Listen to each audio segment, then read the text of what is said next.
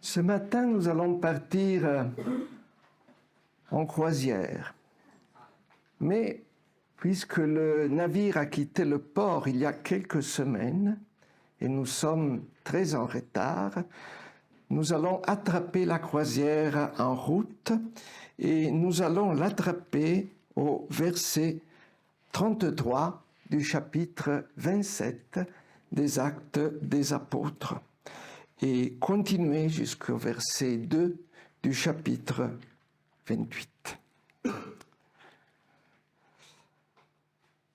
En attendant que le jour se lève, Paul, toujours lui, a invité tout le monde à prendre de la nourriture en disant « C'est aujourd'hui le 14e jour que vous êtes dans la tente et que vous restez à jeûne, sans rien prendre. Je vous invite donc à prendre de la nourriture, car il y va de votre salut. Salut. Aucun d'entre vous ne perdra un seul cheveu de sa tête. » Après avoir dit cela, il a pris du pain, il a rendu grâce à Dieu devant tous, puis il l'a rompu et s'est mis à manger. Alors, reprenons courage, tous ont pris de la nourriture.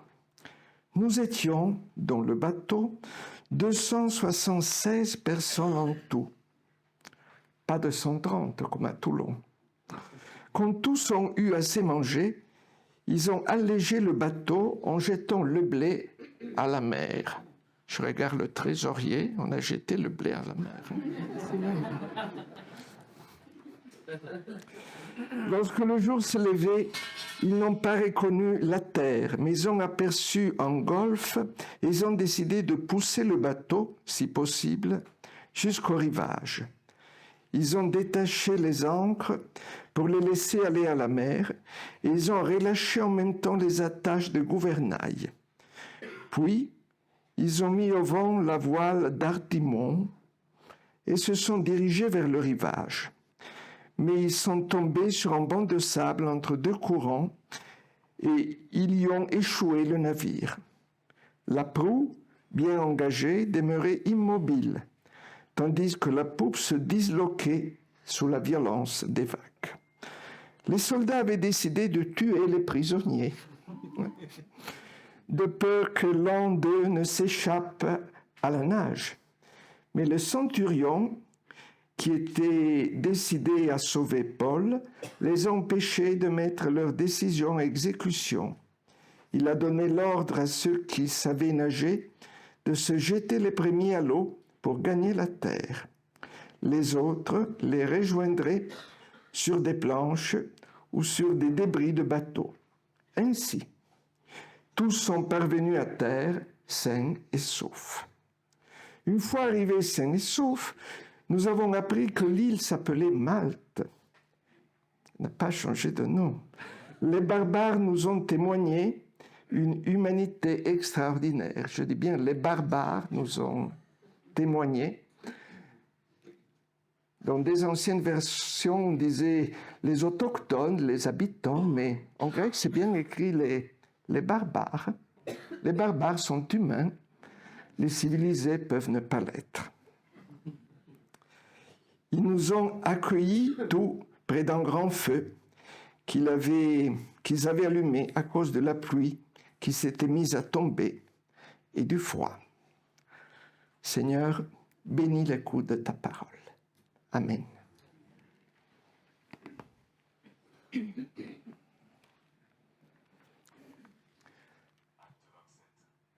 Réussir son naufrage. Je vous vois sourire, oui, c'est une bonne nouvelle. Réussir son naufrage. Non pas l'éviter, nous aurions tendance à l'éviter, mais le réussir. Les gens qui quittent les côtes de la Libye savent qu'ils sont attendus par un naufrage, vraisemblablement, qui peut-être n'a pas à dire le dernier mot sur leur vie, car ils pourront être secourus en pleine mer par des navires, débarqués, c'est autre chose. Réussir son naufrage. car il est inévitable dans la vie de chacun, de chacune, et a fortiori dans la vie de ces migrants qui, en empruntant le radeau de la Méduse, on a eu la vidéo bien avant les scènes qu'on tourne en pleine mer. Ces gens qui s'apprêtent à passer à l'autre rive avec ô combien de difficultés. Et là, je vous dis un mot sur une Bible apocryphe. C'est la Bible, même l'Ancien Testament, selon Zemmour et selon Le Pen. Donc le gros poisson crache Jonas sur une plage qui n'est pas éloignée de Ninive. Il y trouve 2 ou 3 CRS qui l'embarquent et qui le ramènent au port de départ. C'est ce que justement Marine Le Pen a demandé ce matin. Ou alors on prend Paul, on lui donne à boire, à manger, une couverture et on le met sur un charter qui le ramène au Proche-Orient. C'est pas ça qui nous dit la Bible, qui termine son récit par le verset d'où j'aimerais commencer. Les barbares firent preuve d'une très grande humanité. Le voyage de Paul ne serait jamais arrivé à destination sans ces barbares-là. Et donc, nous sommes appelés quelque part à devenir ces barbares évangéliques dont l'Évangile nous parle. Mais revenons au commencement de l'histoire. Voyager déjà alors en Méditerranée, ça pouvait être très périlleux et on ne voyait pas pendant la mer. Les gens avaient leur temps, qui me laisse songeur 2000 ans après. On passait quelques mois comme ça dans un port de Macédoine, de Grèce, l'Italie du Sud, celle qui serait devenue l'Italie du Sud. Il est prisonnier et il est dans un navire hybride, comme les Toyota. Parce que c'est un cargo, oui, c'est un navire pour les passagers, oui, et c'est un navire pour les prisonniers. Et le centurion, il y a toujours un centurion qui traîne dans l'Évangile. Hein? Et le centurion prend soin de Paul, on vient de l'écouter. Il y a des soldats qui ont une fâcheuse tendance à se comporter comme l'armée russe en Ukraine, mais ils en sont empêchés. Paul a demandé à subir un procès à Rome. Comme le disaient autrefois les Britanniques, I am a British citizen, je suis un citoyen anglais et j'ai le droit d'être jugé dans ma patrie. Et ce mot de Paul, ce mot paulinien, a été écouté, et donc il a quitté l'est de la Méditerranée pour se rendre en justice à Rome. Si l'histoire avait été différente, peut-être nous aurions un évangile très différent. Il commence comme prisonnier, non pas comme passager à peu près clandestin, c'était le cas de Jonas, mais petit à petit, il prend le gouvernail en main, il déconseille le voyage pendant l'hiver, il se met à donner des conseils en navigation alors que sa formation n'était pas spécialement marine et il a de l'ascendant sur l'équipage. C'est l'histoire de Jonas, un peu à l'envers, un peu renversée. Et là, nous sommes tombés sur le verset 23 où il dit que le salut arrive par la nourriture. Après 14 jours, la Pâque juive tombe justement le jour 14 du mois de Nissan. Mais Nissan, ce n'est pas la marque d'automobile comme Toyota. Mais on ne sait pas si c'est une coïncidence, si c'est autre chose. Comme prisonnier, puisse prendre le contrôle est assez étonnant.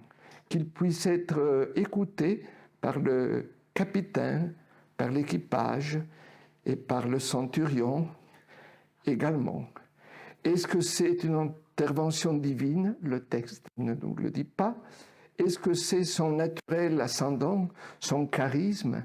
Dirait certains. Ça, c'est sûr. Moi, dans la vie, les écueils, je cherche à les éviter. Les bancs de sable, je cherche à les éviter. Plus je cherche à les éviter, plus j'y m'écrase dedans. Peut-être je ne suis pas le seul. Il y a une phrase apocryphe de John Lennon que j'aime beaucoup et qui dit la vie est ce qui nous arrive pendant que nous projetons autre chose. Dans mon cas spécifique, c'est tout à fait vrai. Et donc, à la place de dire évitons les écueils, évitons les bancs de sable, Paul dit cherchons les écueils, cherchons les bancs de sable, visons-le, un écueil, hip hip hip, hurrah, comme Christophe quand il a vu la future Amérique. Saurions-nous faire de nos écueils une ressource et pas un obstacle? Saurions-nous faire de nos écueils même une source de salut? Et puis, et surtout, peut-on échouer sur autre chose qu'un échec? Ouais. Mais, si le final de l'histoire peut paraître très positif, apparenté à une sorte d'happy end, la violence et le danger, qui n'est pas seulement la violence des flots qui secouent et disloquent le navire, sont au rendez-vous tout au long du récit. Il y a risque. À chaque verset, il y a risque. Et je vous signale qu'il y a une sainte scène, comme dans le récit de hier soir, pas vraiment comme les autres. C'est-à-dire, personne ne demande aux gens qui mangent fraction du pain, agape, vraisemblablement sainte scène, s'ils ont reconnu le Christ comme le Seigneur de leur vie. Personne ne leur demande s'ils ont reçu éventuellement, on ne sait jamais, le baptême. Tout se fait dans une situation assez irréelle, j'oserais dire surnaturelle, d'une façon très, très naturelle. Et c'est à partir de ce moment-là, c'est à partir de ce moment assez paradoxal de fraternité que tout ce qui est disloqué, se récompose. Même les soldats et leurs pulsions homicides sont mis à l'écart. C'est une mutinerie évangélique, mais quand même une mutinerie où personne ne se plaint, il n'y a pas de victimes, tout se sauve. Ce n'est pas la cuirassée Potemkin, c'est une autre histoire. Et c'est l'histoire qui nous réunit aujourd'hui. S'embarquer, débarquer, voyager, ça ne se fait pas sans danger. Il y a des vipères dans les versets qui suivent, je vous les ai épargnés. Il y a des obstacles nombreux et variés, inattendus, la plupart des cas. Une île en pleine Méditerranée. C'est Malte qui a permis à l'Angleterre de gagner la Deuxième Guerre mondiale, car ni Malte ni Gibraltar sont tombés. Les Allemands et les Italiens ont perdu la guerre dans la Méditerranée, donc ils ont perdu l'Afrique du Nord, donc il y a eu le débarquement en Sicile, donc, une île. l'Évangile est cette île. Une île de bonté, une île de beauté, si j'ose dire, que les corps ne s'en offusquent pas.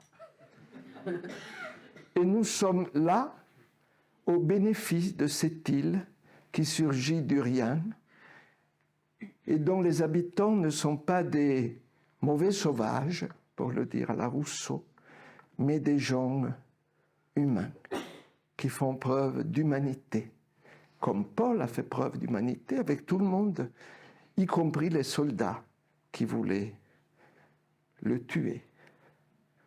C'est une béatitude. Heureux les artisans de paix. Amen.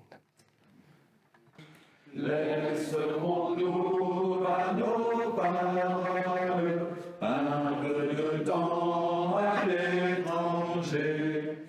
Dans les versets que nous n'avons pas eu l'opportunité de lire, on trouve une parole qui nous parle pour la prière d'intercession.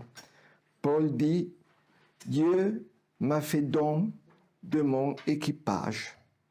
Et peut-être qu'on peut entendre le mot équipage d'une façon plus vaste et le sortir de l'environnement de la mer. La vie est une vie en commun. Les autres, au sens le plus large du terme, sont notre équipage. L'Église n'est pas forcément un cercle d'initiés, même si parfois nous le constatons.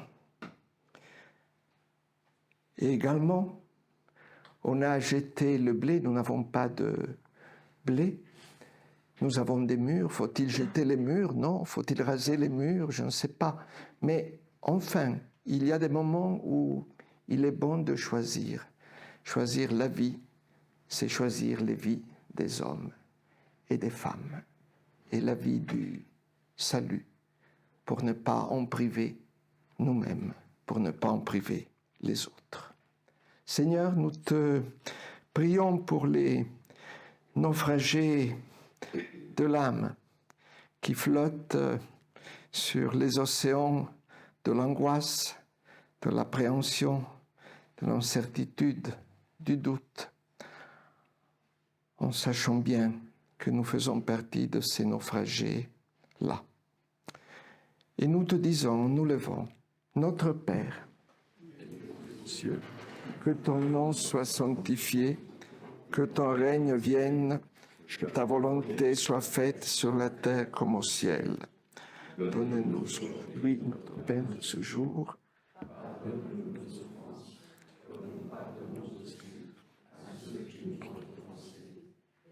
Laisse pas entrer dans la relation, mais écoute-nous du mal, car c'est à toi qu'appartiennent le règne de la puissance et la gloire, pour les blessés. Amen. Je signale que Eutyche ne faisait pas partie de l'équipage. Il a pris une grasse matinée, il se repose, il dit, c'est assez. Recevons la bénédiction du Seigneur par les mots de l'apôtre Paul dans la deuxième épître aux Corinthiens. Que la grâce du Seigneur Jésus-Christ, l'amour de Dieu et la communion de l'Esprit Saint soient avec vous tous. Et maintenant, mon petit amen vaudois. Amen, Seigneur. Amen. Allez. Seigneur. Amen.